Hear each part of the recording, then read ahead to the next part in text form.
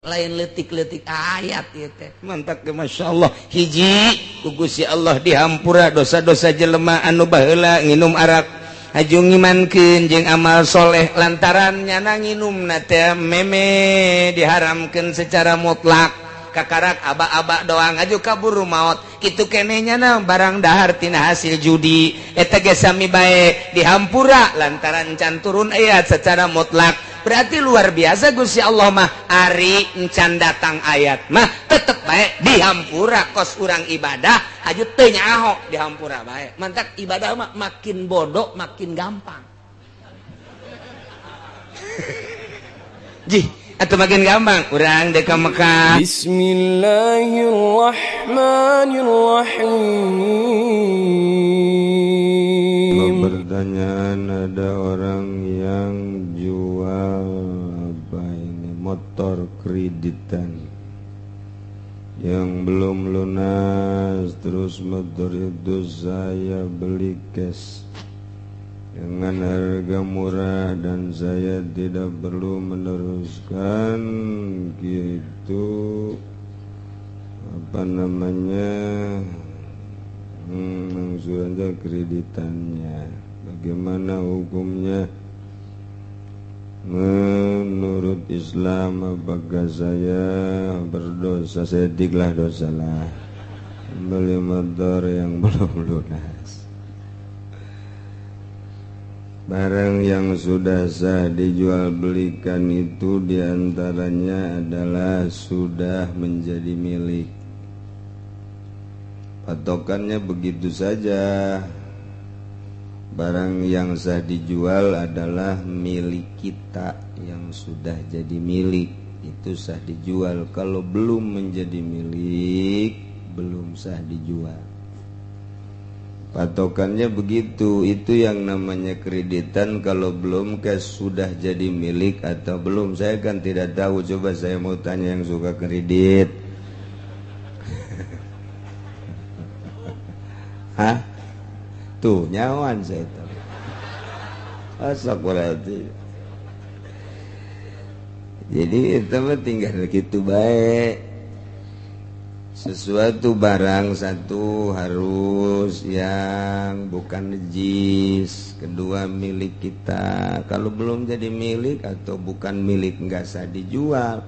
Kita beli nyolong motor kemudian dijual nggak sah, sebab bukan punya kita.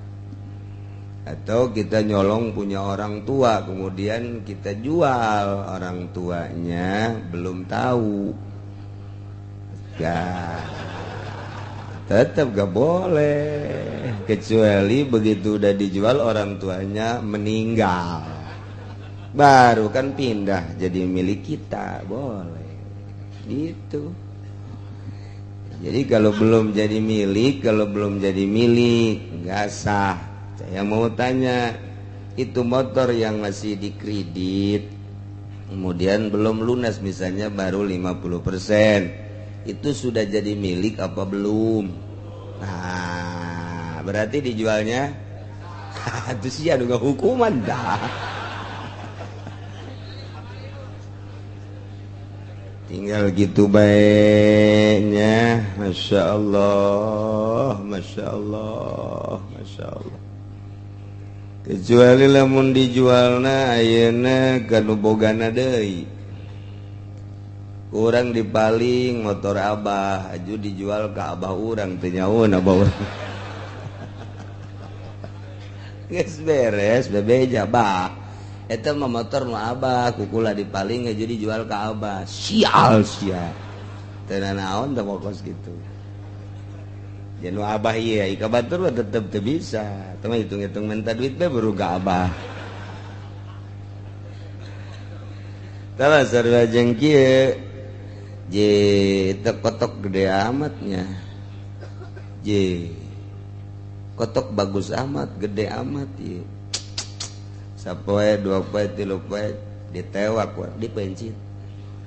Set pencit, beres dipencit, terus digodok, disayur, aju dihudangkeun boggana. Udang. Dahar ya, dahar. ayam ya yush hes bae je jah ieu sia bisa atuh aing teh aing segera aro lo ngomong der dahar pohara nya daharna tuh luar biasa beres benar ngarokok dan lain sebagainya uplek isuk-isuk menang teh kotok aing sasada biasa songkok korongok eueuh ieu mah mana ieu isukna eueuh deui je ceuk ada kotok aing geus 2 poe sasada ka mana nya ieu ka mana barang deteangan kapangi buluna ja ieu teangan kunyana bari marah teh eta bari marah ji sial jasa ieu jelema so teangan tanyakeun ka babaturanna Heri lantas maling kotok si Heri mah kan ieu sia maling kotoknya kotok saha eta kotok aing anu sok sasada teh ye aya eta nu dipeujit tu di hareup ku mamang ai kitu eta heuh eta teh anu jadi masalah wajib ngaganti tah henteu tanu mencitna sebab nu ngadaharna nyana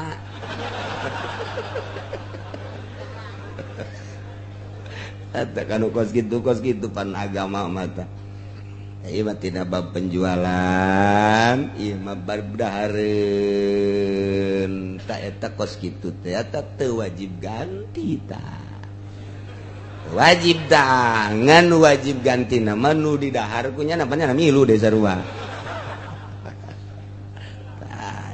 lamun nyana ngadara ping-ping na doang harga ping-ping na sabaraha duit itu melolobana kunya nanya asa ngeunaheun pan hudang hees atuh derak-derak bae ka hulu-huluna kunyana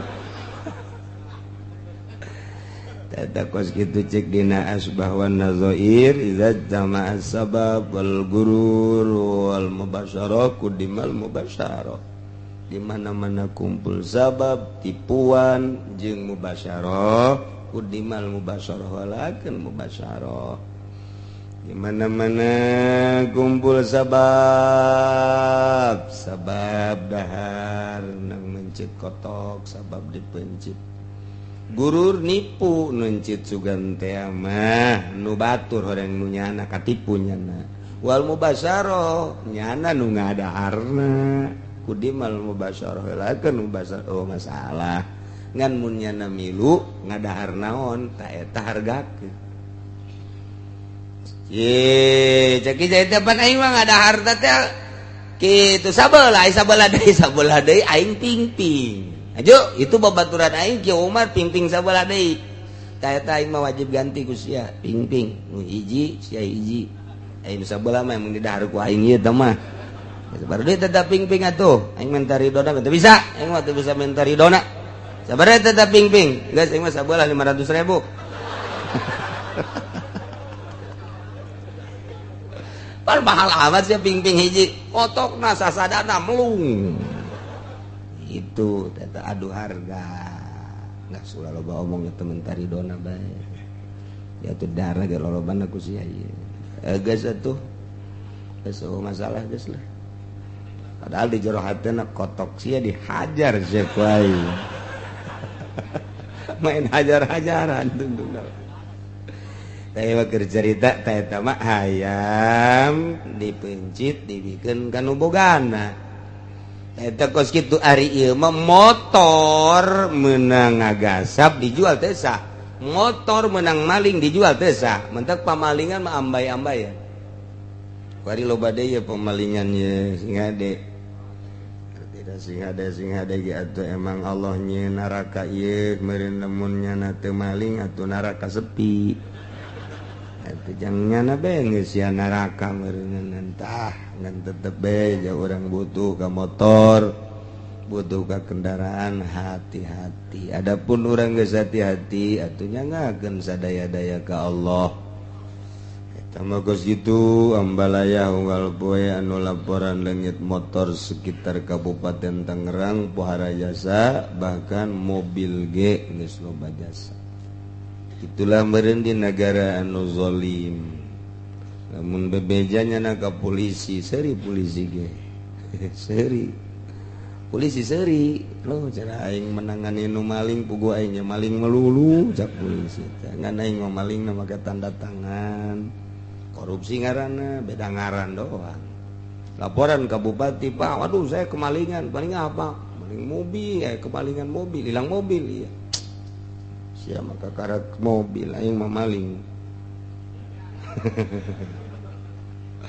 waduh bener laporan kasa coba kuari orang mantak ambalaya ke benang-benang pemalingan sekolah aja beda jeung zaman kula kerletik mamun kepalingan di kampung Picung nihtir di Picung jadi desa teh aya tongtrong pak tong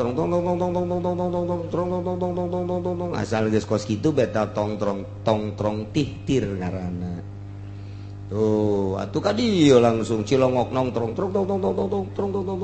kagelam gembor kabeh terus ke belah ditu sadesa nongtrong kabeh deuk lompat ka mana coba pemalingan deuk lompat ka mana pemalingan lompat ka ditu geus aya nu ngajaga lompat beunang bae teh pemalingan teh beunang bae antaran kompak antara polisi antara desa kepala desa jeung masyarakat nah nu teu beunang kabeh ge tihtir ta zaman baheula ngaranna jadi zaman baheula mah ku tihtir bae beunang ku ari ku HP teu beunang ku HP geus teu beunang SMS ku polisi nomor sekian baturna udahlah kalau ada lolosin aja emang kenapa udah bayar dia tenang sudah manu kapalingan we didatangan deui kapalingan ongkoh laporan mayar ongkoh unggal poe didatangan jang bensin neangan blon teh coba eta kos kitu tadi negara urang negara tercinta Ibu Pertiwi Indonesia ternyata di jero nama kronis brok aya kadenge nu maling benang ku polisi aya ge nu benang teh lain ku polisi benang di pengkolan bebeja ka polisi mah eta mah atuh teu bebeja ge geus da geus benang ieu mah ditangani ka karaksan geus benang jadi polisi gawe naon eta sebenarnya kos tapi lain di Indonesia teh mah di Vietnam kos kitu teh polisi di Vietnam mah ya Allah teh tak cerita dah kos itu jadi tama urusan kredit mah kos gitu nya kedua apakah ada alasan yang membolehkan melakukan sholawatan saya nulisnya nu bener atuh nulisna ulah pidokterin malulu ya sholawatan setelah azan di masjid padahal di masjid itu ada yang sedang sholat sunnah masalahnya untuk di ustad di kampung saya bilang sholawatan tujuannya untuk memanggil orang supaya pergi ke masjid mohon penjelasannya terima kasih tiga raksa baca sholawatan setelah azan tidak ada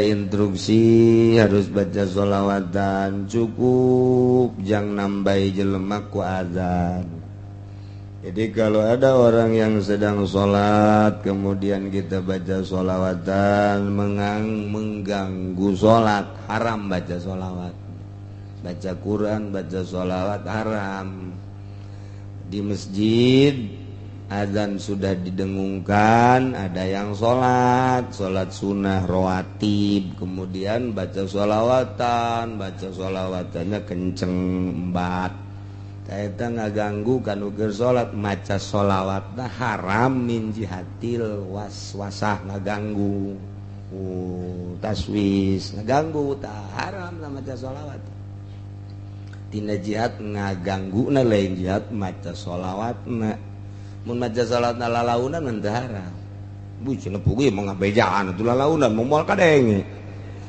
cukup ngabejaan teh ku adzan geus datang bae alhamdulillah teu datang geus ulah maca sholawat kecuali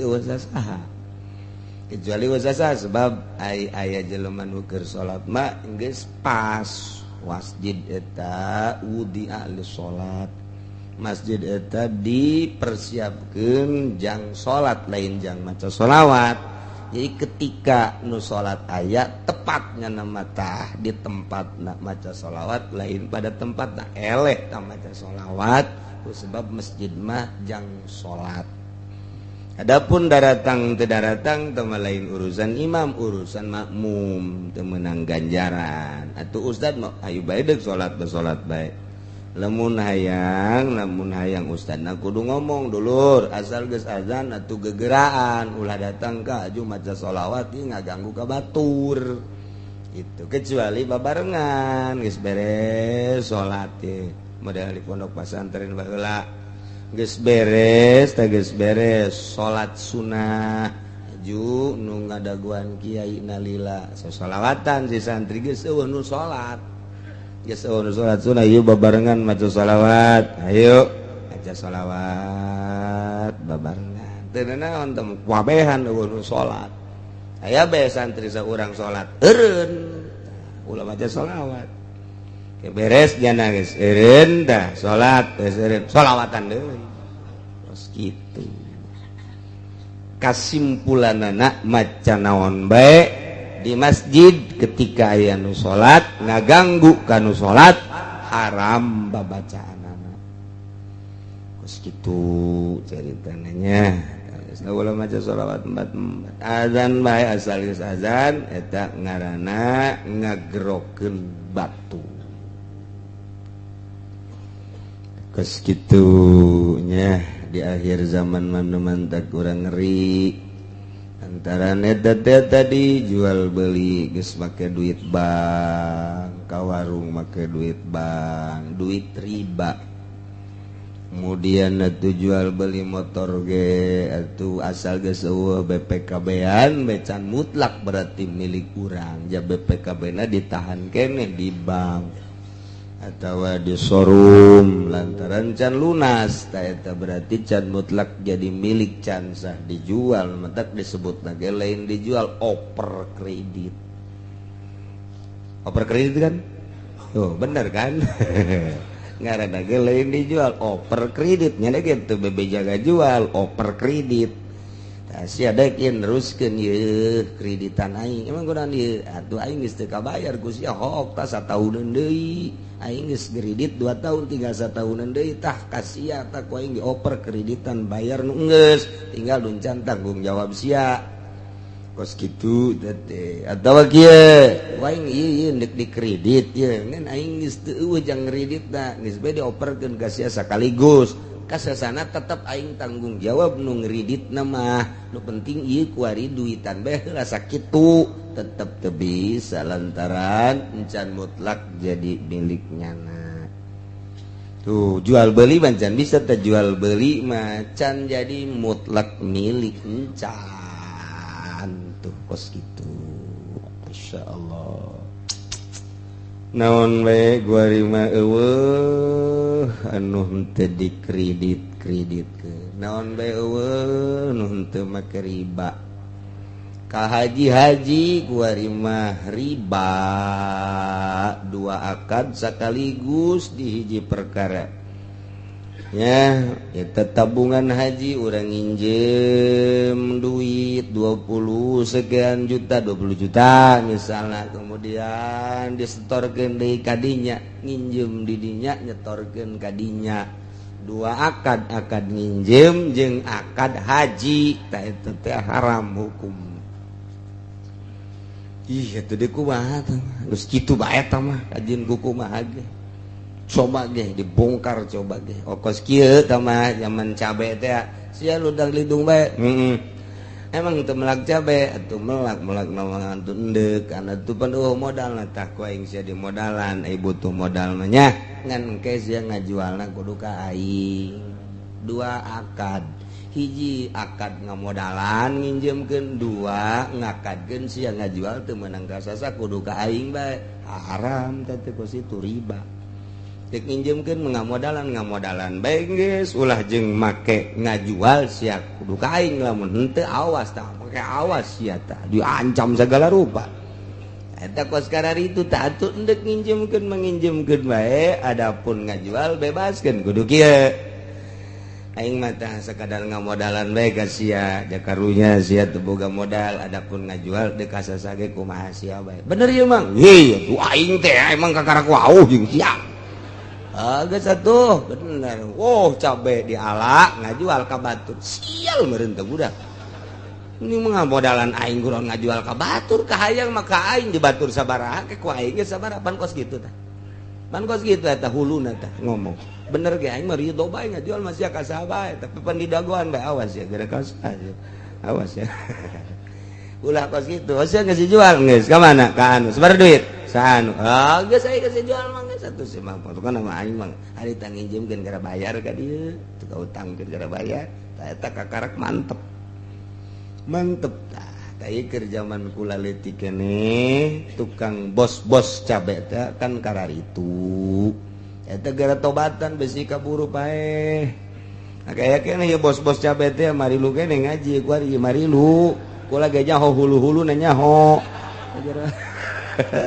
gara dararobat masyaallah ya Allah ya Rabbi nya urang teh geus didominasi ku Yahudi geus paperpolitikan geus teu make Al-Qur'an perekonomian teu make Al-Qur'an padahal mayoritas di Indonesia adalah Islam.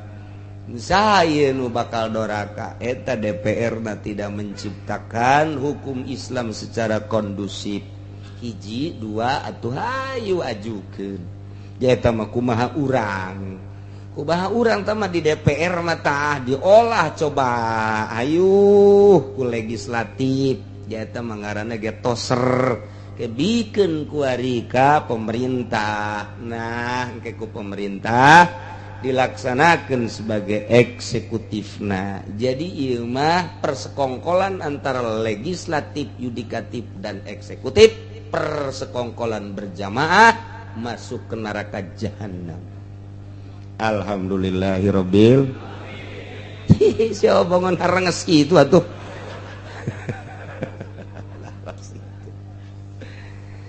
Tarolah untuk merubah negara manggis janang leluhur urang jabah heula ge aya ulamaan. Bung Karno teh Bung Karno ieu babarengan jeung kiai baheula ngamerdekakeun nagara. Sok geura di Jawa Timur lebih erat jeung kiai, Jawa Tengah lebih erat jeung kiai, Jawa Barat lebih erat jeung kiai. Sedengkeun eta pan eta kiaina ge lu babarengan jeung Bung Karno teh pan karuhun-karuhun urang.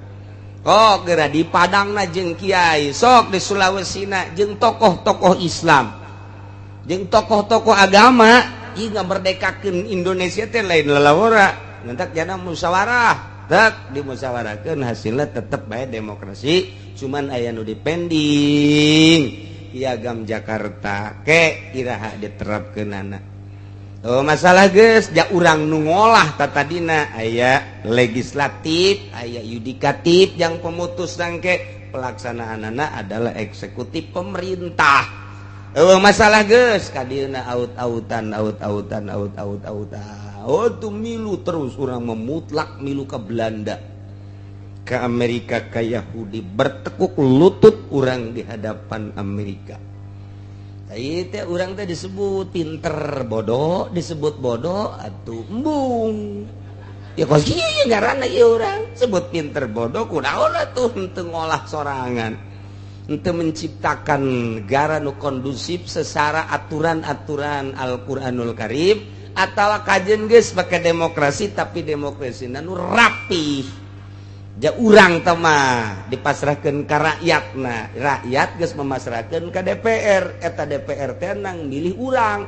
Aya akur jeung teu akur bebeja ka DPR, teu akur yeuh toel DPR, akur yeuh toel DPR. Kuduna mah kos kitu di negara demokrasi teh abeh nyambung antara pemerintah jeung rakyat.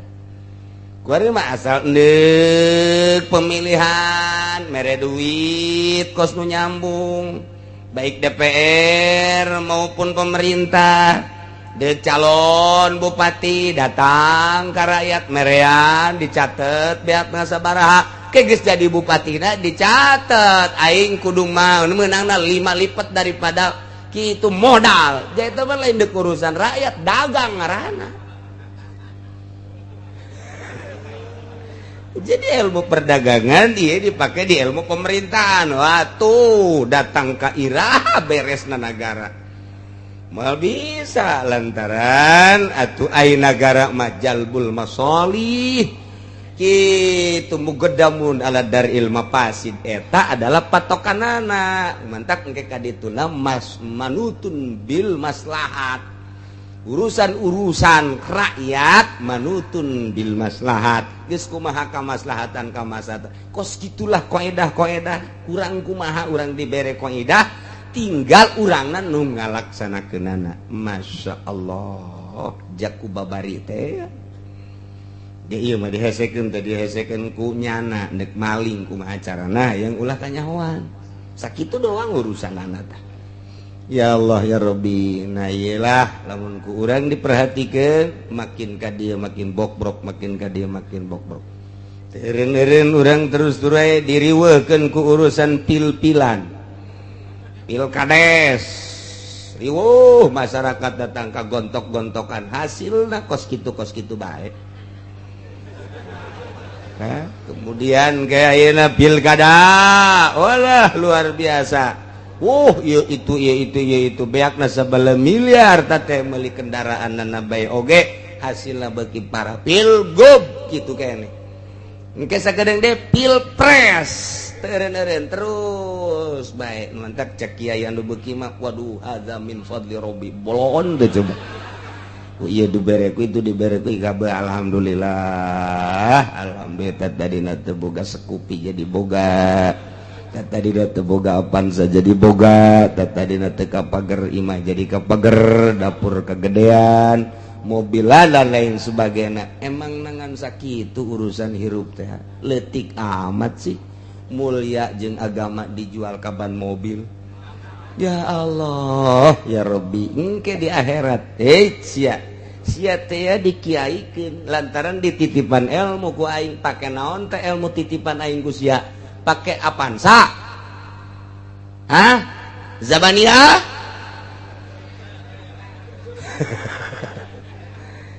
Abuya seret ya. Oh budaknya Abuya jadi seret. Ajupan kadeuleu ku murida itu Abuya urang diseret. Ya Allah, dek dikabalakeun Abuya. Siap buya-buya. Aing kana neraka sia buya-buyaan bae. Isin jasa eta Gusti Allah. Eling coba ka eta, ka alam eta. Bakal ngerenyed moal hayang narima duit ti bupati atau ti calon, kecuali gede.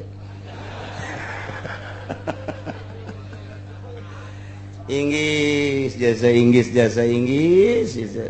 Mun eueuh paeh onam hirup teh. Atawa aya paeh tapi henteu diproses deuk kuku bage mangga bae beuki dititipan ilmu beuki gede tanggung jawabna ke di hadapan Allah. Rakyat onam nya nama artina teu boga ilmu dibere cokot ya kana neraka mah kana neraka tetep janya ge nyarahun bahwa eta teh duit teh teu halal sebenarnya nyahoun nya ge nyahoun jah hasil ngaji mantak cak nu bodoh ulang ngaji sakalian bodoh abeh nu haraman. Ayat ieu mah ayat anu neruskeun tina ayat anu tadi ya ayyuhalladzina amanu innamal khamru wal maisir wal ansabu wal azlam rijsum min amalis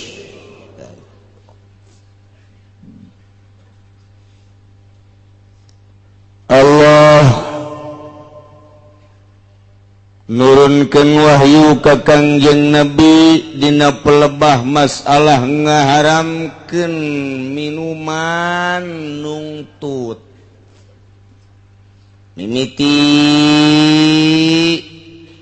ayat anu nyederhanakeun kadua rada keras katilu keras kaopat patok geus teu meunang diganggu gugat. Ayat anu terakhir ieu ayat anu geus teu bisa diganggu gugat kana haramna arak, haramna judi, haramna kitu turah taroh azlam, termasuk anu sob Patung-patung arca-arca geus teu bisa diganggu gurat-gurat, diganggu teu bisa diganggu deui. Patok gurat batu haram mutlak. Nu mantak Gusti Allah ngajelaskeun make bahasa anu indah, Cek ahli bilagah geus kateropong ku gaya bahasa-bahasana ge.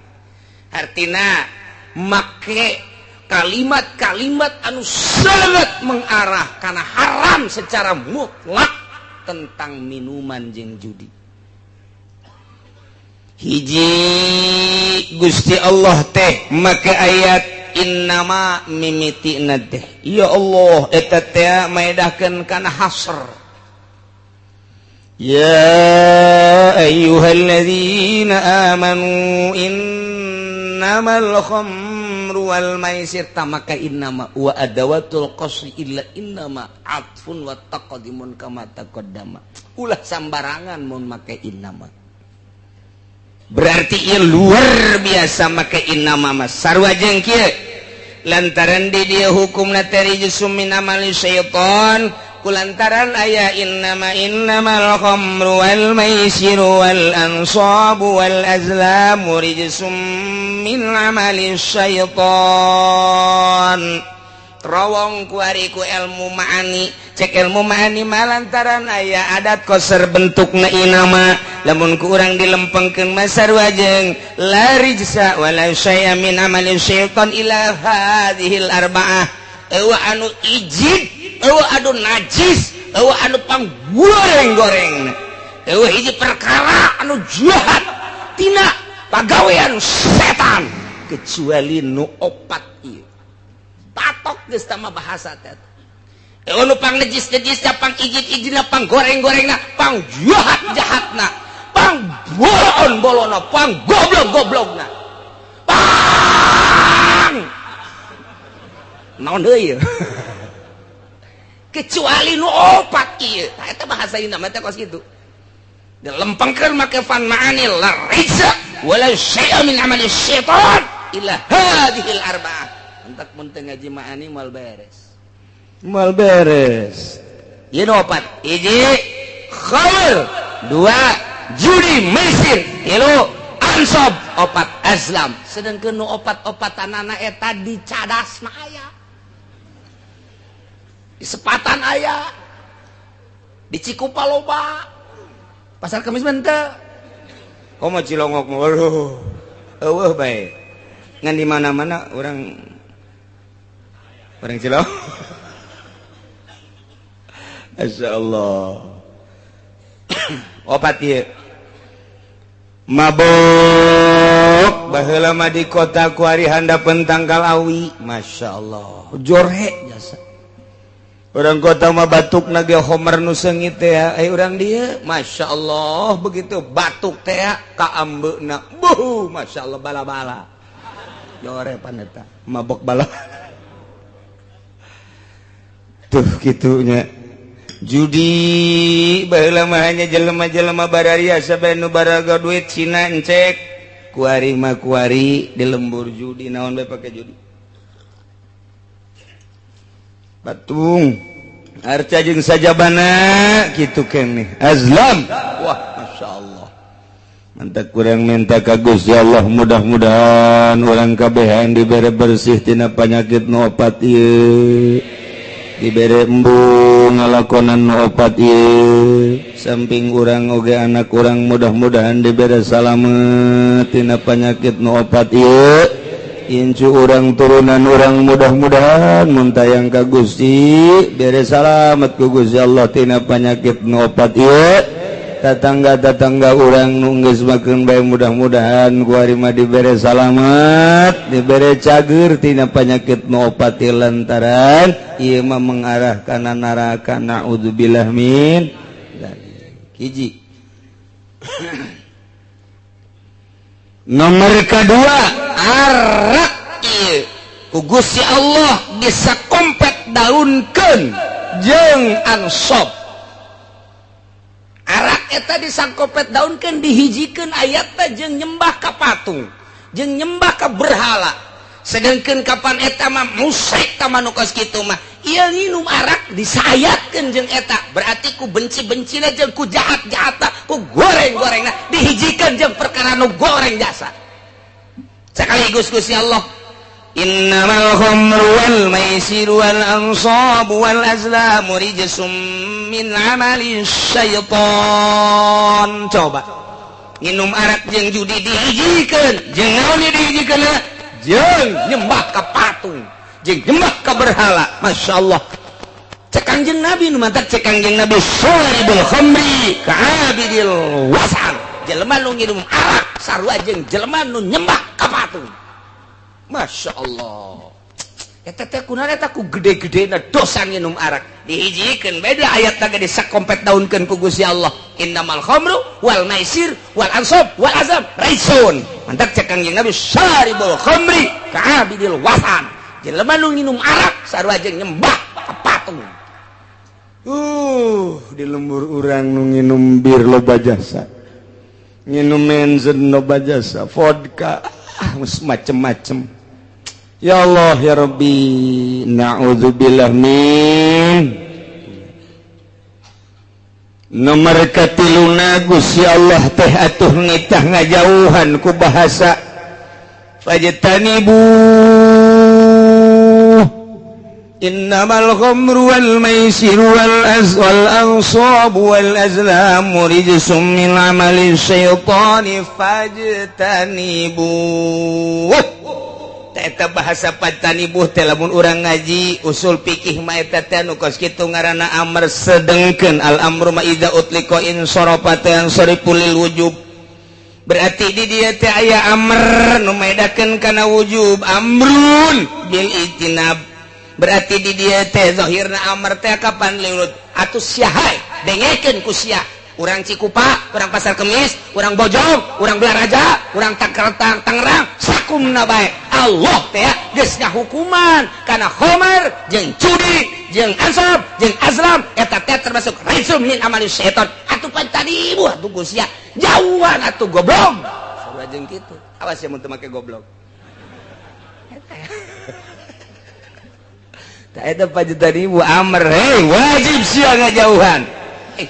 Namun dibongkar satu kalimat encan ieu teh cara Imam Syafi'i dek ngabongkar hukum teh kitu heula preteli disebutna mufradat geus puguh make ilmu sorof geus puguh make ilmu nahwu kuari ku urang di mufradat make ilmu ma'ani ilmu bayan mufradat teh pretel ke mantekan ke timbul be hukum haram pan eueuh di dina Al-Qur'an mah wa yahrumul khamru jawab wa yahrumul maisir ima bahasana innamal khamru wal maisiru wal ansabu wal azlamu rijsum min amalis syaitan.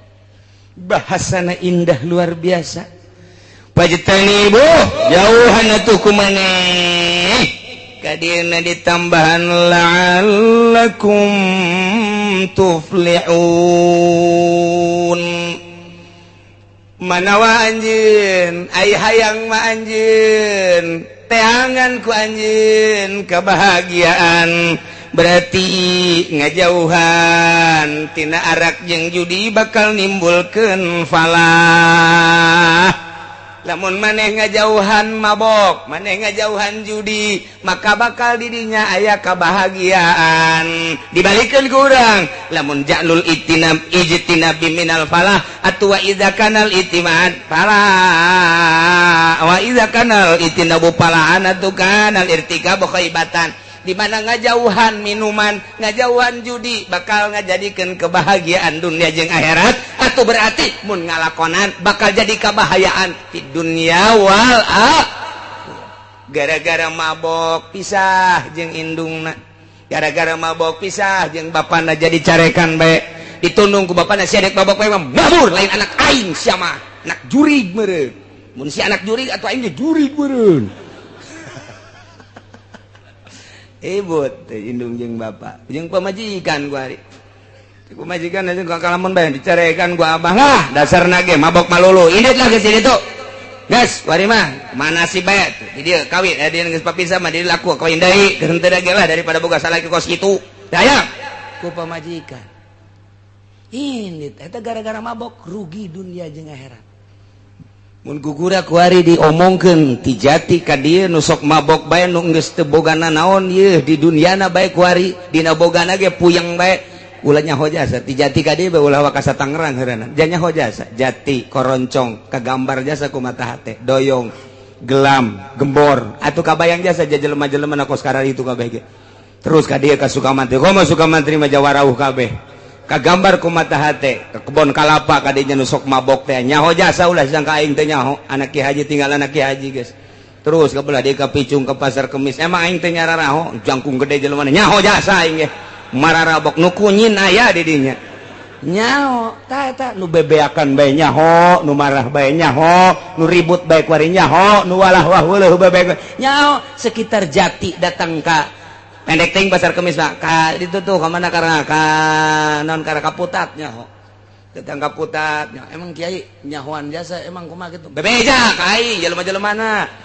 ulah pajar gaib sia mah mesti pajar gaib bae tuh dari ka kukun menyararaho tuh Masya Allah nyana sok di hadapan guru hehehe cek anu aing teu nyaweun beureun sia teh tukang mabok nyaho aing kebel-kebel cabok sia ku aing emang wani ya letik mah wani kanu gede henteu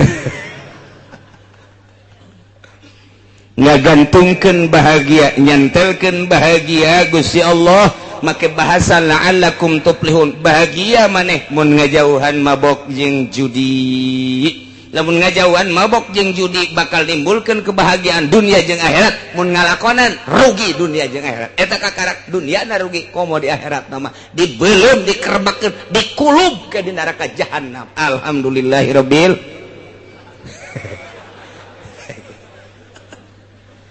hidat alhamdulillah ja kulubeun tah mah atuh bodoh lah magus ya Allah bae tah tapi tetap orang doakeun lantaran kadang-kadang nu babok jeung nu judi teh kapan terjadi di dulur urang terjadi di kawauh urang terjadi di tetangga urang meureun sedih amat mun urang ka sorga nyana ka neraka sedih ja urut sagulung sagalang di duniana urang doakeun mudah-mudahan anu mararabok boh anak boh incu boh dulur boh tetangga boh kawauh diberi taufik ku Gusti Allah Subhanahu wa taala sehingga manehanana diberi sinar ilahi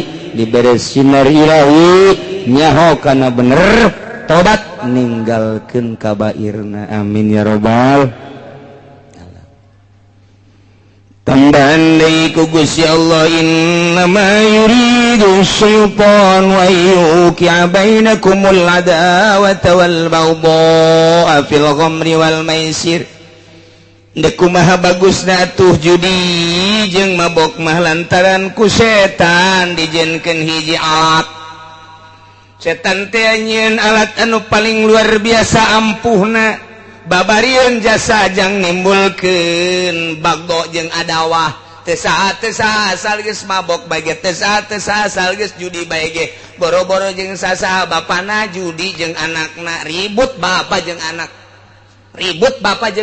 gara-gara judi gara-gara mabok ribut anak jeung bapa jeung incur ribut iyalah pagawean jahat luar biasa tambahan deui wa yasuddakum an dzikrillahi wa 'anis shalah mabok teh Gusti Allah geus ngajelaskeun kana kabahayaanna karusakan anu nimbulkeun di dunia jeung agama di dunia jeung akhirat naon eta teh sakumaha tadi jeung deui ngahalangan tina eling ka Allah jeung tina salat. Mana aya jelema nu babok jeung nuju di hajun salat, dina salat teh hayang kadeuleu doang.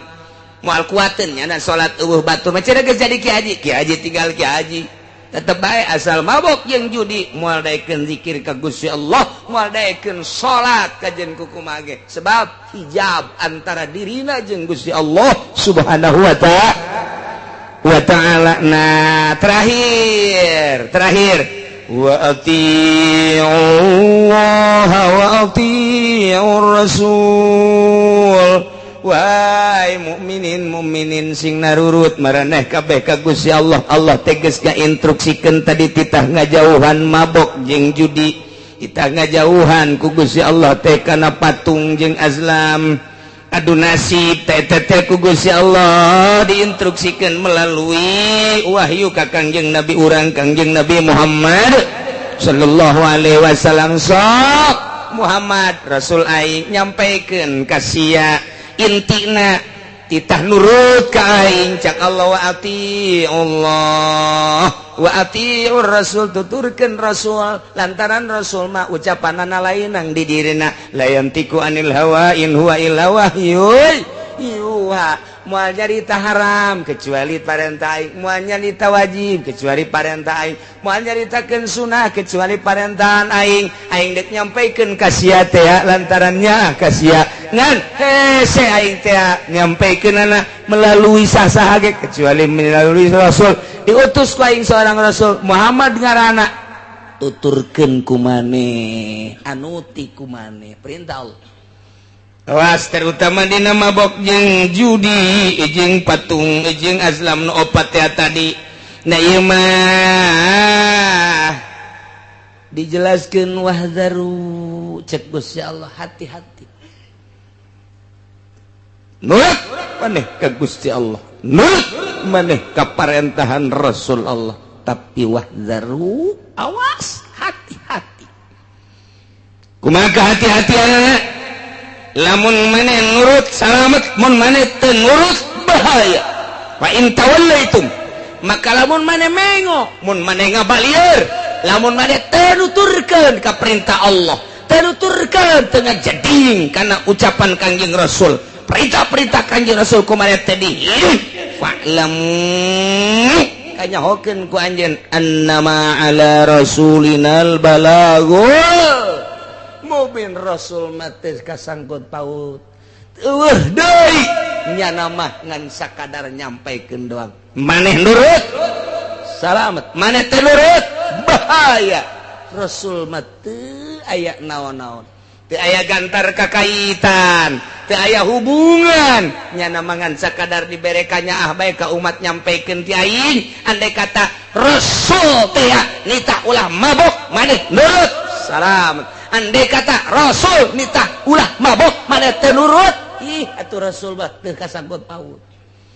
Lantaran Rasul mangan sakadar annama ala rasulinal balagul mubin, ngan sakadar nyampaikeun. Rasulna parantos teu aya tilar di dunia mah, disampaikeun ku para sahabat ayat ieu. Sahabatna geus teu aya, sampaikeun ku tabi'in, tabi'inna geus teu aya, disampaikeun ku asbat tabi'in. Tahun 2011 penyampai lidah Kangjeng Nabi di Jakarta loba keneh, di Pandeglang loba keneh, di Serang Pandeglang, di Serang loba keneh, saantero dunia nu nyambung lidah ayat ieu loba keneh. Ngan hanjakal teh kumaha? Hanjakalna ieu pemerintahna. Pemerintah teh dirina artina nu marentahna ieu adalah bener-bener henteu mengamati ayat ieu. Sehingga nyana teh ngajual ayat. Kumaha ngajual ayat teh? Ai dina zahirna mah ngalarang nyana titah mabok di panggung sapeuting bisa 2-3 panggung, horeng jerona mah ojol ayat eta teh jang meuli meo. Moal teurak kajen ku kumaha ge. Aya jelema nu mabok didakwahan ku kiai model kos kitu, teuk ceuli datang ka teurak we. Moal teurak. Naon sababna? Lantaran ojol tah mah ojol ayat. Nyana ngaluarkeun ayat susuganan mancing, lain mancing supaya menang hidayah, tapi nyana mah mancing supaya dapurna ngebul. Mal beres. Nu mantak lantaran ojol, deulekeun geus maotna. Delekeun ieu cek Imam Ghazali delekeun geus maotna we trek we kiai nu sok dakwah maot misalnya ieu maot aya eueuh nu zarah umat kadinya ternyata eueuh apakah teu wauheun wauh apakah teu akrab kunaon bung jarah pan nya baheula dakwah dakwah lagi dibayar ieu gua ojol teh mah nama dakwah eueuh karasa tapi lamun nyana tilok ojol ku dunya maot Masya Allah nyana pernah datang ka imah aing nasehatan dibere mah dibere tapi teu maksudna nyana teu maksudna angan kos kitu cek pemuda teh Masya Allah keur aya nyana mah urang teh ku sasalaman ge kana nasehatan ku neuleuna ge kana nasehatan komo lamun geus ngajina kana nasehatan emang teu maksud ojol jeung dunia geus maotna jelema datang ka makomna hadiah ka makomna ziarah ka makomna deulekeun geus maotna mun biasana ojol jeung dunia pek bae eureun moal aya nu inget teh eta teh rahasia anu luar biasa terahasia anu luar biasa maksudna Imam Ghazali deuk garitakeun keikhlasan jelema deuleu geus maotna bae nu mantak urang zararah katua ka naon kitu ngaranna ka Maulana Hasanuddin ahli ikhlas urang ngajarahan ka Maulana Yusuf ahli ikhlas urang ngajarahan deui kitu ka mana kana jadi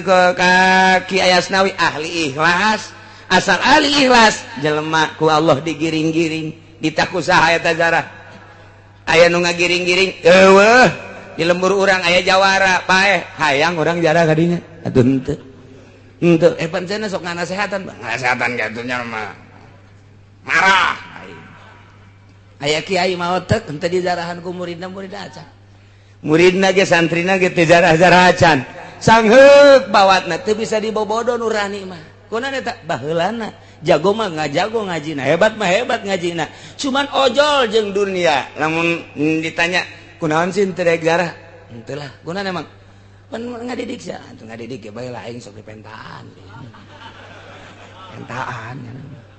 asal aya anu ngaji bae tah murid aing sing ade eta hancengan aing teh sing ade nu nanya masalah bae jadi murid moal ka mana teh sakali nanya sajutanya nyen pondok menta nyen majelis menta ojol teh kos kitu ngaran mal beres nyen kudu nyen majelis mah nyanana atuh aya masyarakat teh nyen majelis aya nyana meuli apansa eta goblok kiai di Singapura kos kitu eta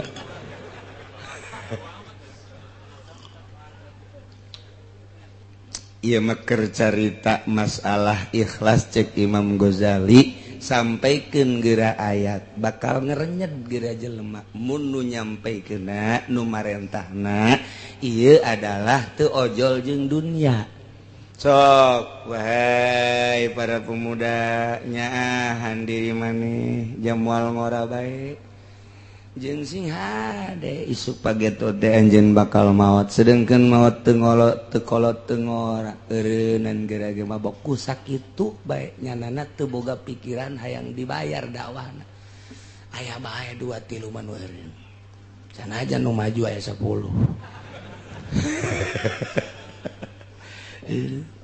sanajan unggal penting dakwah menasional tapi di benak hatena nyana teh lain eta nu dimaksudna maksudna mah dek numpuk-numpuk harta ieu mah tinggal maksud lain dibere jeung teu dibere lain boga jeung teu boga tapi maksudna sing ada singkah arti meunang nyokot ti mana eta Imam Ghazali meunang nyokot tina innamal a'malu binniyat jelema mah kumaha niatna jelema ngariung teu niatna naon niatna teh deuk tahlilan nek syiar kemudian diberi berkatna satrek masalah teka bawa teka jinjing gunya ada satrek berkatna atuh loba jasa masalah tetep bae syiar mah kuari mah jelema dek ngariung tapi nu dimaksud berkatna berkat mending mun satrek pugu cau deh mending mun cau nu beureuh mah cau hansip rugi emang cau hansip aya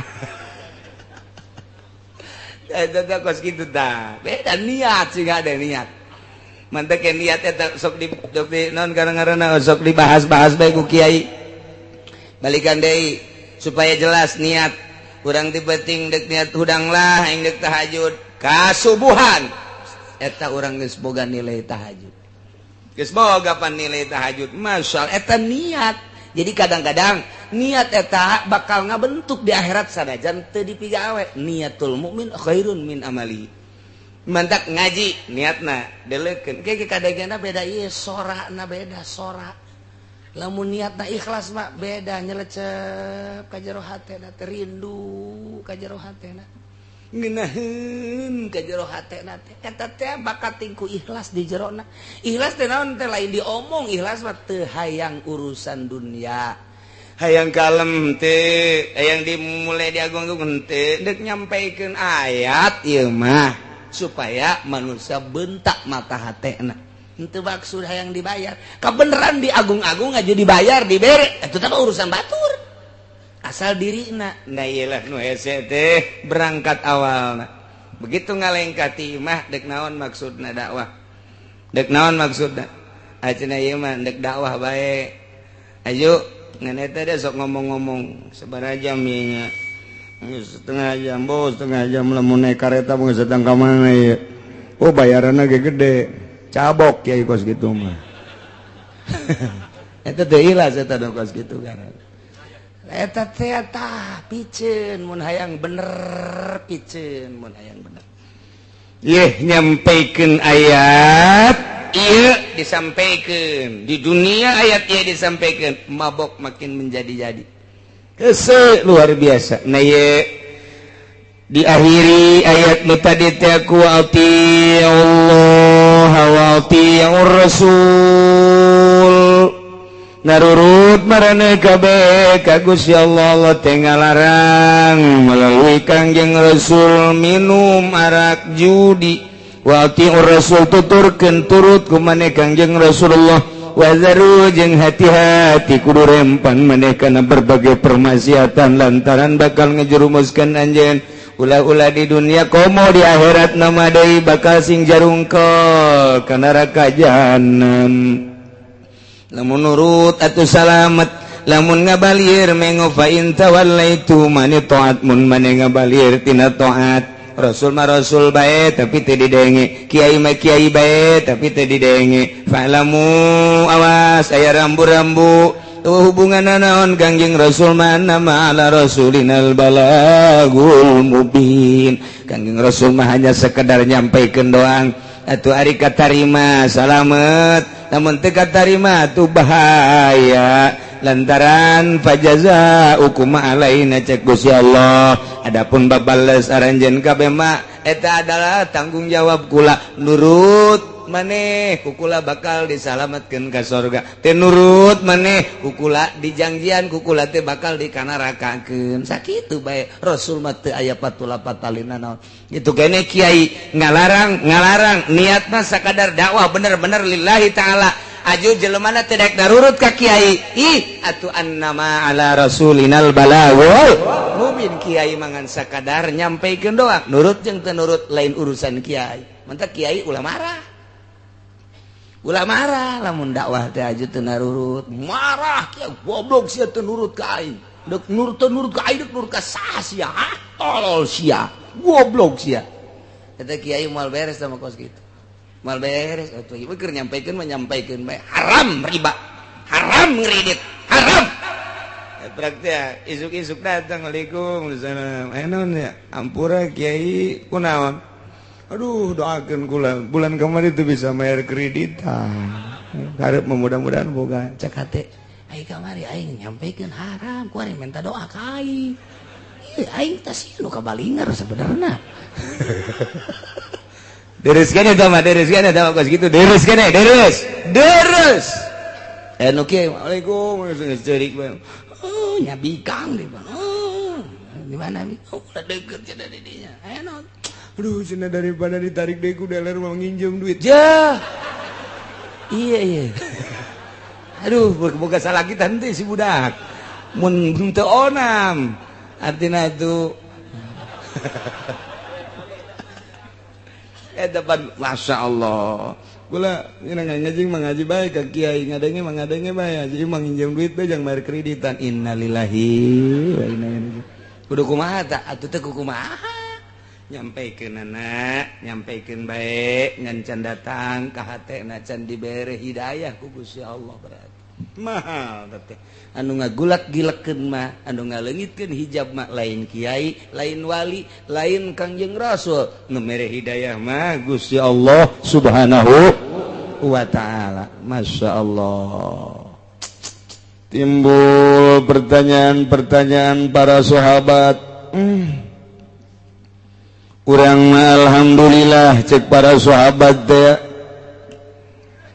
kazamanan karena ayat innamal khamru wal maisir sehingga orang sadar nu tadina osok mabok eureun tadina sok judi eureun tadina nyembah ka patung areureun tadina dunus nasib ngundi nasib baju areureun ku ari mah kulantaran urang nyaho kana haramna ngan ieu ayeuna mah fa kaifa bi ikhwanina allazina matu wa hum yashrabuna al khamra wa yaquluna malal maisir. Eta dulur urang tetangga urang nu kamari ieu mararabok kamari ieu jararu diaju ku ari parae eta kumaha kamari ieu meme diharamkeun nyana mabok aju paeh nyana judi duitna pake dahar dirina pamajikan jeung anak paeh eta kumaha nya ai urang mah kuari geus areureun ieu jageus jaho ieu kana haramna ai eta bapa urang emang urang uwa urang kawau urang anu baheulana mararabok paeh kumaha eta iman mah iman ka Gusti Allah tapi can turun ayat saklek haramna arak nyana kaburu paeh kumaha nya eta jol be ayat ieu laisa 'alal ladzina amanu wa 'amilus solihati junahun fima ta'imu إذا ما اتقوا وآمنوا وعملوا الصالحات ثم اتقوا وآسنوا والله يحب المحسنين. Gusti Allah laisa 'alal ladzina amanu wallahu alam bimuradi teu aya tetep ka jelema nu ariman ngimankeun geus amilus solihati bahkan beramal soleh junahun dosa teu kadosaan fima taimu dina sagala rupa hasil-hasil nu kumanehanana didahar lamun dina arak mah kunyana diinum nginum arak wal maisir hasil daripada judina kunyana didahar dirina jeung pamajikan keluarga eta mapan qoblat hari memeh diharamkeun artina jelema nu baraheula iman ka Gusti Allah jeung Rasulna bahkan nyana ngamal soleh ngan encan turun ayat kasaklekan haramna diharamkeun nginum arak jeung judi kemudian nyana kaburu maot cek Gusti Allah laisa junahun teu dosa 'alal ladzina amanu wa 'amilus solihat bagi jelema nu ariman terus amal soleh fima ta'imu dina naon nu kunyana nu diinum arak diinum hasil judi kunyana didahar asal idza mattaqau wa amanu wa 'amilus solihat di mana aranjeuna takwa di mana aranjeuna iman di mana aranjeuna beramal soleh asal iman takwa beramal soleh masalah lantarannya maot memeh diharamkeun secara mutlak dikuatan deui ku Gusti Allah summa taqaw amanu inget penting mah takwa jeung iman modalna syaratna asal takwa jeung iman tambahan deui ku Gusti Allah summa taqaw ahsanu nu penting mah takwa jeung ihsan nu mantak aya 3 di dieu teh ittaqau teh loba amat aya rahasiaan teh barang dibongkar ku ilmu bilagah mah nomor kahiji aya idza mattaqau wa amanu wa amilus solihat nomor kadua summa taqau wa amanu nomor katilu summa taqau wa ahsanu aya 3 ittaqauna loba amat atuh cukup bae hiji ittaqau anu awal mah eta adalah jang pribadina ittaqau nu kadua mah jang pribadi jeung halayak rame ittaqau nu katilu mah jang dirina halayak rame jeung ngalaksanakeun ihsan nu mantak aya iman aya Islam aya ihsan aya syariat aya tarekat aya hakikat selalu kitu bae dina Al-Qur'an teh nu mantak di dieu ge aya 3 ittaqauna ittaqau nu pertama ittaqau iman ittaqau nu kadua ittaqau Islam ittaqau anu katilu ittaqau ihsan Numantak ittaqau nu pertama ittaqau syariat, ittaqau nu kadua ittaqau tarekat, ittaqau nu katilu ittaqau hakikat. Mantak iya ya ihsan, terakhir mah ihsan hakikat ya. Summa ittaqau wasanu.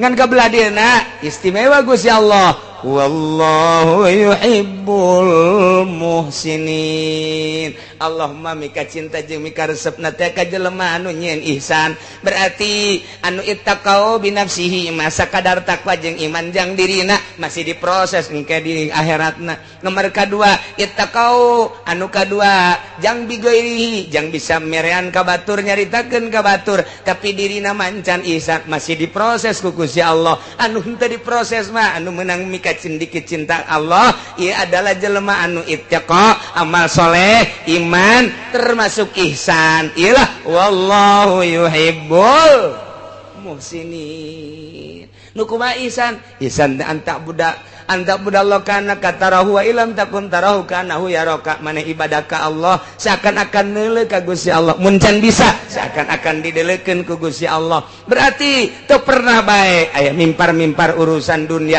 teu ojol nyampaikeun Qur'anna, teu ojol nyampaikeun ayatna, teu ojol nyampaikeun hadisna jeung urusan keagungan kemuliaan, jeung teu ojol kana urusan dunia ihsan. Sieun ka Gusti Allah. Bahkan mun dibere duit geus sieun nya mah. Waalaikumsalam. Di mana ye? Di atut.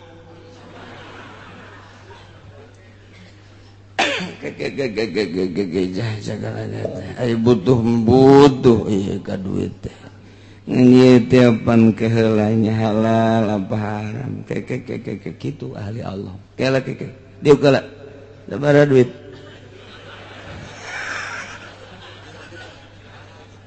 Yang dibuka teh bu emang tarima bente suara duit lah. Barang dibuka teh 1 juta. Lah leutik 1 juta. Mun 5 juta mah bejakeun ka atut. Daek.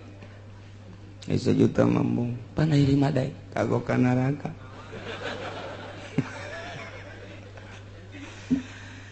Aduh, nengan daftaran we cenah daftaran eta naon kadang-kadang KTP. Maksudna dek di umroh-umrohkeun. Ya umroh jadi ganjaran apa henteu? Kunaon teu berpikir, masya Allah. Ieu ayat lain lalagaan. Gusti Allah cukup bae teh, make ittaqauna hiji bae. Cek ahli bilagah mun hiji ge cukup. Tapi make ayat tiluna ieu teh lain lalawara. Ya Allah ya Rabbi. Maka idza mattaqaw wa amanu wa amilus solihat. Hiji mereka dua summat taqaw amanu dua mereka tilu summat taqaw ahsanu. Masya Allah tilu ittaqaw nage hati-hati sing rempan maneh awas hati-hati karena berbagai paharaman jeung permaksiatan. Imankeun ku anjeun beramal anjeun kana amal anu soleh hiji berarti syariat. Tambahan deui ku Gusti Allah summat taqaw wa amanu mentak ka dieuna ge make tafsiran Imam Jalal teh sabatu ana taqwa wal iman di jerona teh geus tetep takwa jeung iman ngan kuari ngalaksanakeun nya nante akana intisari takwa jeung iman tarekat ngaranna suluk disebut berangkat kuari mah lain sakadar iman tetapi nyana berangkat hati teh supaya benar-benar deket jeung Gusti Allah. Supaya datang ke mana ya? Supaya datang diri teh ka Gusti Allah. Emang Gusti Allah bisa ditempuh jalan mana? Bisa teu naik kereta? Bisa teu naik kapal atau naik Apollo? Oh, otak nancan datang eta budak. Gusti Allah mah di mana-mana aya. Tapi lain berarti eta Gusti Allah. Kumaha tuh ngaji nu mantap ge. Jangan ngajinya terus baik atau otakna pendek biasa sih mah campur jeung naon wayah ngaji wayah datang ke imam nonton TV melulu HP bae meuli nu anyar deui oh budak 3G HP nage geus mending mun ngarakeun aki-aki geus bau kuburan mamawa HP keneh bae ya Allah ya Rabbi tak aki-aki buang ka warah jas.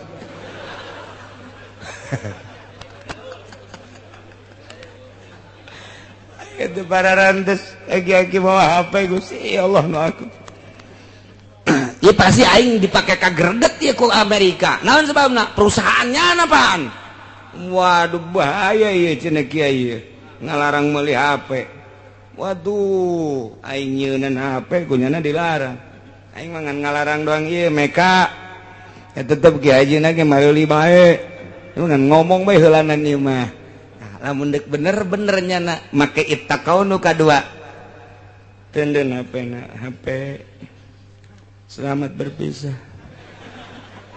aku mendengar pengajian dari kiai ternyata engkau harus pisah dengan berat hati aku terpisah denganmu tetapi demi menuju Gusti waduh engkau akan aku tinggalkan tapi ai dijual mau moal si HP besi aing hayang deui setengah hate teh jelema teh setengah hati kudu nalan pican plus meuli deui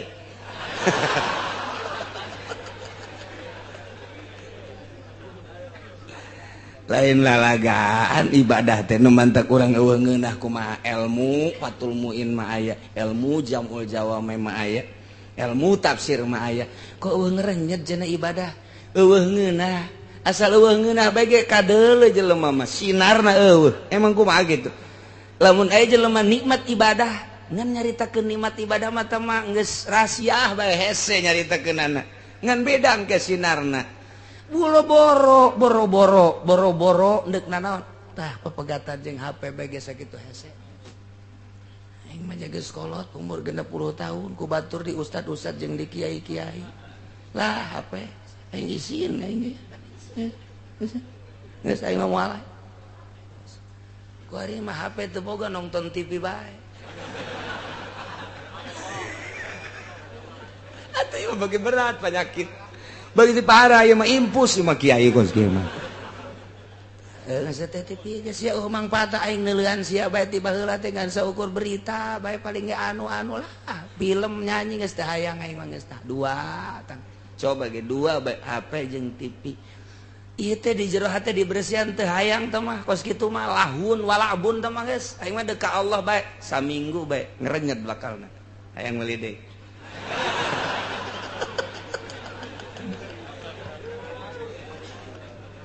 aduh menang saminggu dari cokot deui HP tidak kuat aku berpisah denganmu jaringanku kurang sehingga undangan ngeriung kok enggak ada yang biasanya kayak ondo sama kos gitu itu bisa pepegatan ndek menuju ke Allah kudu aya anu ditinggalkeun kadanan ninggalkeun dunia secara total keheureuyan nu kitu bae heulangan lah cenah disebut ortodok keun bae disebut ortodok ge tereh paeh ieu daripada disebut modern haju paeh modern kabawa ka ditu hanas ibadah teu ngeunah pikir tak ku otak ya Allah ya Rabbi ya ndek naon ya ieu mah keur carita summat taqaw wa amanu tingkatan kedua tingkatan kahiji mah eta tadi engke aya proses keneh bae Allah teh ieu tilu teh aya rahasiahan ngan saeutik we dijelaskeun ku Imam Jalal teh coba deuleu tafsiran di kitab-kitab lain tentang ayat ieu Masya Allah teu sembarangan Allah nenden tilu takror teh tapi takrorna teh takror teh budak balik takau deui mun eueuh rahasiaan moal dipuat di dieu tah tingkatan kahiji mah nu tadi teh ya takwa iman tapi tetep nyana masih biasa kena bae cuman di mulut tidak sampai di hati waduh sedangkan kan dari mata turun ke hati sia ngarora keneh mah kitu ku hari mah teh geus beres tah eta mah geus tah wa summat taqau wa aman pelaksanaan ieu teh duh anu kamari teh maharim dilaksanakeun ku hari mah geus menuju ka Gusti Allah lah tah dibere duit ge ieu teh saha teh anu henteu mah rada gede endek gede dek leutik henteu bae kulang nu lumayan jeung nambahan meuli apa Avanza henteu aing kajen teu make Avanza naik angkot aing geus henteu bae cek aing henteu bawa ka ditu sugan hayang ditamban teh hayang kecuali atutna kawin jeung aing cari kadan sakit misalna lain tiatut bae sarwati wahidin ge ulah urang pilih sesuai jeung nurani abeh urang di dunia beres di akhirat henteu dicarekan ku Gusti Allah ieu mah jang santri bejang santri anu lain santri mah teu nyaho hukum jang kiai atuh mimbabi komo santri mampan nyaho ieu duit nu kos kitu teh beres ulah peureum manta kunaon peureum sakedeung deui 2 bulan deui peureum iya peureum sabelah mata mangintip ngaranna aya nu kieu bae can aya ti ditu can aing kiai batur mah aing di ustad aya nu pae ngundang ka aing ngariung ka aing muludan ge aing kaundang tapi ieu aing can diambeun meureun nya jen can ti kulon can aya ti wetan can aya aing mah meureun kunya lain pajar jelema kadal meureun dek ngeunaheun kumaha ibadah ikir carita summat takau panyakit eta teh kos kitu teh geus HP panyakit TV panyakit jaringan-jaringan panyakit duit nu teu pararuguh panyakit lepaskeun geura eta sok kudang peuting usolli Allahu akbar maaf engke bakal kabayang guru ikhlas urang bakal Allah mere kos kitu heula teu bae kiai anu mah meureun ngeunaheun soal aya angke di jero hate Allah tambah ikhlas eta teh dorongan moral anu ku Gusti Allah ditambahan ka hate urang naek urang tek komo wali meureun Allahu akbar lain ngahayal aya ngahayal mah bahaya tek bae ka ditu Kangjeng Nabi mah di Guha Hira sorangan meureun ku nikmat-nikmatna teh ibadah Allahu akbar geus ngeunaheun ibadah moal bisa lamun aya halang Allahu akbar kamari 500 lamun kapanggiri asana 1 juta ya iraha ya undangan deui nya hayalanna kos kitu beda ieu mah kula mah alal haq bae beda ke pemikiran beda Allahu akbar HP nu eta kekerbek anu anyar sabaraha duitnya buatan Cina sih sabaranya cak batur bagus tapi teu rusak kajeun lah isuk bae gitu moal beres cak aing moal komo aya nu ngahape Allahu akbar ting tong saha eta iya kana budu aya ting tong wa iya kana saya urang mah kitu salat teu ceuli datang ka ikhlas bae ge ieu keur carita urang lalagaan beda engke jeung beat mah dina tarekat lain deui doktrin ieu mah keur carita dilalagaankeun bae pikir ku urang moal bisa kajen ku kumaha ge mantak aya jelema norekat boga HP pabatola torikotuhu batal kajen teh zikir 9.000 ti peuting boga HP batal cak aing batal deuleu persyaratanana cenah saya kitu wah di torekat teh batal ieu mah teu saha-teu cenah nya mah udang-udangna ge gede geus muka hasapah oh bohong dulu syarat daya 40 persyaratan Masya Allah lain haram ente apa tipi ente haram jatiahna jatuh nejis teu naon teh makos kitu mah tapi bagi nu norekat teu meunang badak amun aya kiai hebat sorbana ge ngangsar ka handap tapi make kene HP geus ieu mah syariat kene ieu mah bangsa nu pidatona hayang duit ieu mah nu kos kieu ini kabaca ieu mah kabaca keur carita nomor kedua summat taqwa aman lain lalagaan nomor katilu mah geus jadi summat taqwa ahsanu sieun ka paharaman sieun ka permaksiatan khususna nu opat tadi umumna kuliah ing paharaman kemudian manehanana teh geus ngalaksanakeun perjalanan nu tadi teh kuari mah geus asa deukeut jasa jeung Gusti Allah pan urang teh diangkat jadi wali karasa mentak dipertanyakeun jelema sih jadi wali karasa apa teh karasa jadi wali teh aya nu henteu ngarasakeun eta keur nutup-nutupan karasa mana karasana asa eueuh dunia teh nu aya ngan Allah doang geus nyana teh engke asa kaduhung hirup nu kamari ieu duh aing eta Imam Ghazali jaritakeun kos kitu. Imam Ghazali geus diangkat jadi hujatul Islam tapi can jadi wali, begitu trek jadi wali eta nu kamari magahan ngaji teh eta mah dosa. Aing magahan ngaji aing ngarang eta teh dosa aing.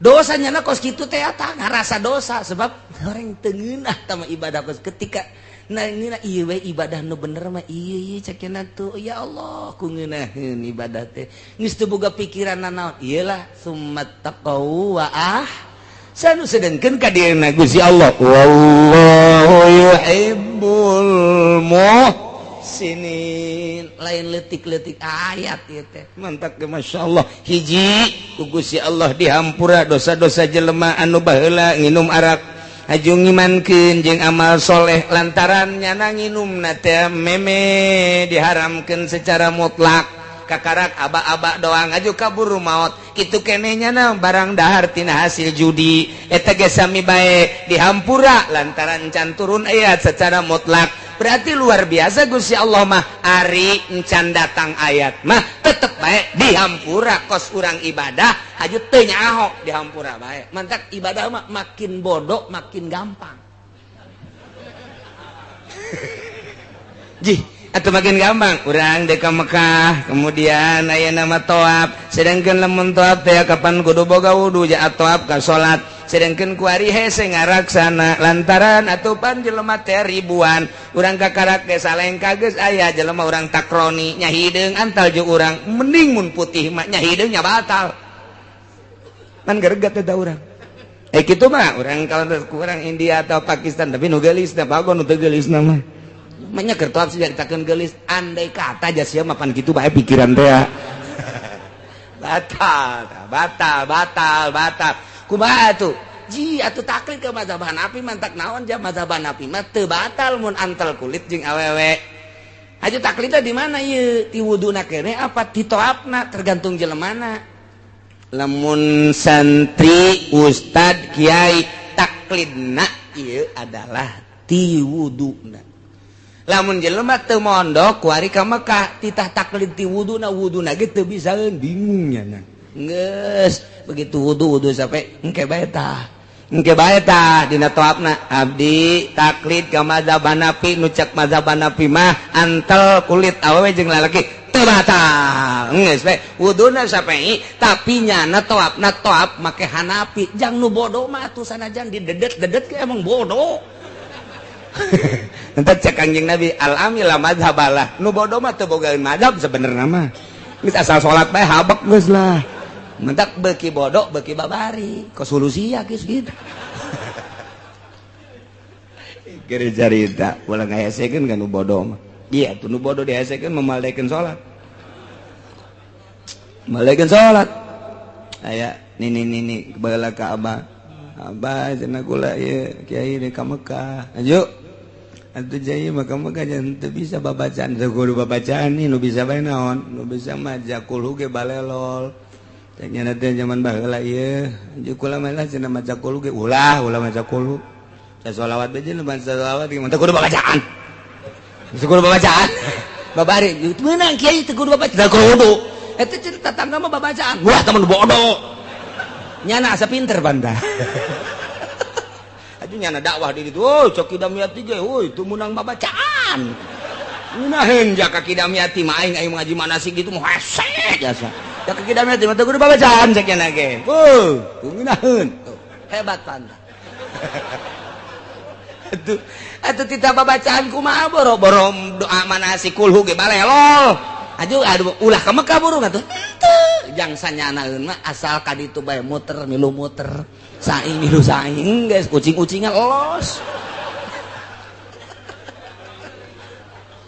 entek abah-abah babari bae masyaallah ngeunaheun sarua jeung Ki Bustomi mun nanya masalah teh babari bae teh Ki Bustomi ge Assalamualaikum warahmatullahi wabarakatuh ka Mekah cenah kula teu bisa doana kulo bae kulo cek Ki Bustomi teh tohab kulo bae saing kulo deui kuluna sabaraha sadaekna sia dia sadaekna sabaraha tumun 10 we 5 habek cek sarua tah abong saguru berenana di dia jeung Ki Bustomi teh saguru di Ki Prawira atuh kitu bae babari mentek ngeunaheun ka Ki Bustomi mah heuy cenah 5 bae kulhuna ge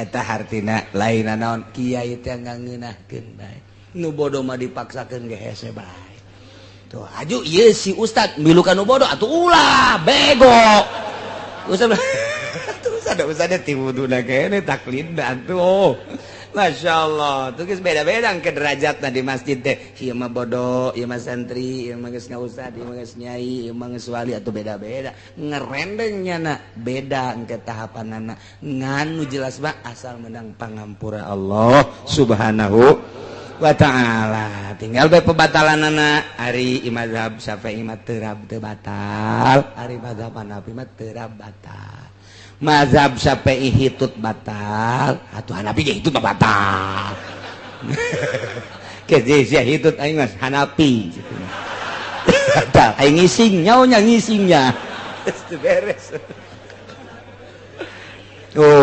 kemudian ditajong kalau getih mimisan batal cek Hanafi cek Syafi'i mah teu babari geus antal doang teh jauh urang keluar getih jacarang jaterab atau jacarang keluar getih carang geus eta bae tah ka madzhab Hanafi jadi teu meunang hiji naon kitu ngaranna hiji pagawean ku dua mazhab tah eta doang nu teu meunang talpek ngaranna hiji pagawean dua mazhab teu meunang mun hiji pagawean kudu samazhab bae urang pagawean wudu samazhab pagawean toab samazhab teu meunang wudu nya Syafi'i nya Hanafi teu meunang atuh toab nya Syafi'i nya Hanafi teu meunang hiji pagawean dua mazhab teu meunang nu bagusna mah ti wuduna kene wuduna Hanafi toabna Hanafi ke ka salatna ge terus kitu Hanafi saharita mah acan salat mah henteu mangga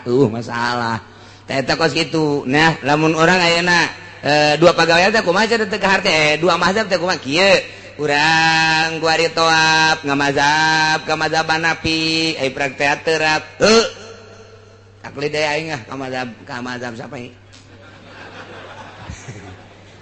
jadi berarti ya mah taklid ba'da kajadian tuh bae ngeunahna lah cek urang lembur mah sabada kajadian taklid okos kieu tadi da urang kudu Syafi'i aju toab bae Syafi'i kene barang antel ji antel Hanafi mah henteu taklid harita jadi sabada jadi karak taklid teu naon jang nu bodoh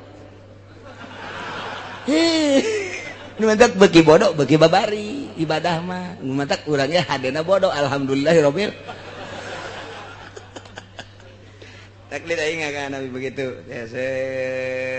geus taklid dia ka Hanafi ye geus taklid dia ka Hanafi ye urang toab antal jeung awewe teu batal aing mah Hanafi antal deui teu batal malah mah Noel nya teu batal abong-abong teu batal Noel gelut sia di ditu mulai keur carita doang teu batal terap baca Hanafi batal kan aing ka Syafi'i Syafi'i baca teu batal balik aing ka Syafi'i cenah ge urang taklid sabada kajadian teu naon Syafi'i geus aing lah pokona mah geus Syafi'i eta kuari ieu mah keur carita heulanan keur carita antal je jeung Hanafi jeung awewe Hanafi ieu mah budak batal-batalna batal-batal modar bereuni mah keur carita talpek hiji pagawean teu meunang dua mazhab mun geus samazhab samazhab bae ketika nyana di mazhab eta batal atuh geus bubar masyaallah wallahu yuhibbul muhsinin mudah-mudahan urang kabehan diraksa ku Gusti Allah dibere daek takwa ku Gusti Allah dibere sabar ku Gusti Allah diberi ihsan ku Gusti Allah sehingga orang bisa benar-benar ibadah ka Gusti Allah hingga akhir hayat orang husnul khotimah bisa ngucapkan kalimatun thayyibah di akhirat aya di bawah bendera Kangjeng Nabi urang Kangjeng Nabi Muhammad sallallahu alaihi wasallam wallahu a'lam.